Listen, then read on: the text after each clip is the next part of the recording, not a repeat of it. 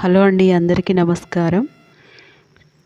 శుక్రవారం ఉదయం ఇలా నేను ఇల్లు శుభ్రంగా ఊడ్చి శుభ్రంగా నీళ్ళతో తుడిచాను.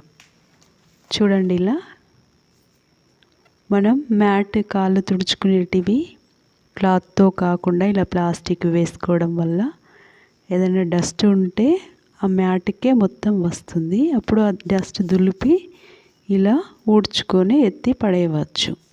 క్లాత్ అయితే క్లాత్ జిడ్డుగా తయారవుతుంది కదా, అందుకని నేను ఇప్పుడు ఇల్లు తుడవడానికి బకెట్ తీసుకొని అందులో నీళ్లు వేసుకున్నాను. ఆల్మండ్ అనే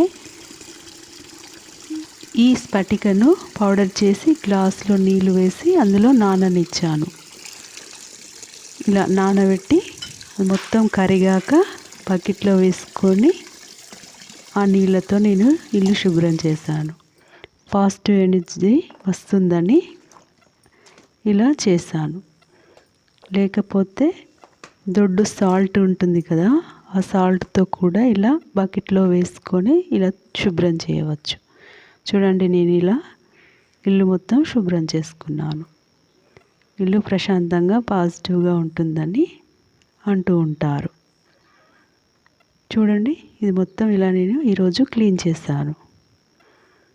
స్ఫటిక మొత్తం పాజిటివ్ ఎనర్జీని ఇస్తుంది. నేను ఇక్కడ దేవుడి ముందు వెలిగించే ఈ ఊదుకడ్డీని ఇలా నేను స్టవ్ దగ్గర వెలిగించి సాంబ్రాణి వేసుకునేటప్పుడు నేను ఇలా ఊదికడ్డి పైన వేస్తాను. బొగ్గులు లేనప్పుడు ఇలా ఊదికడ్డి మీద వేస్తాను.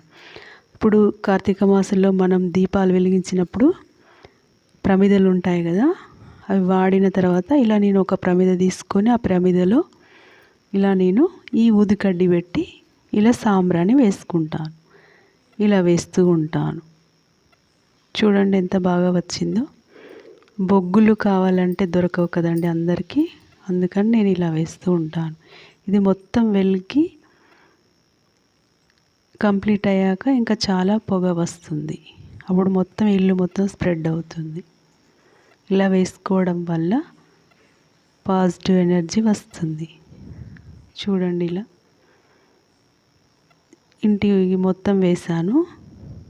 ఇది మొత్తం వెలిగినాక లాస్ట్లో ఇలా వస్తుంది అన్నట్టు ఎక్కువ.